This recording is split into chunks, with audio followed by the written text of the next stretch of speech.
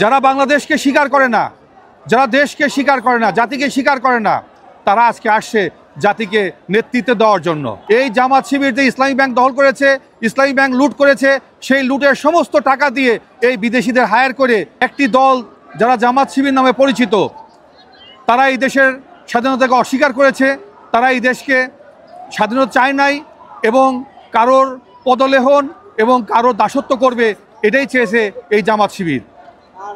যারা বাংলাদেশকে স্বীকার করে না, যারা দেশকে স্বীকার করে না, জাতিকে স্বীকার করে না, তারা আজকে আসছে জাতিকে নেতৃত্ব দেওয়ার জন্য। কেমন একটা হাস্যকর বিষয়। তারা চায় এদেশে কোনো সরকার গঠিত হবে না, ভোট হবে না। তারা বিভিন্ন সময় দেশের থেকে বিদেশি থেকে লোকজন ভাড়া করে নিয়ে আসছে। যত লোক ভাড়াটিয়া দেশে বিদেশে থেকে এসছে, তারা কারোর প্ররোচনা নয়।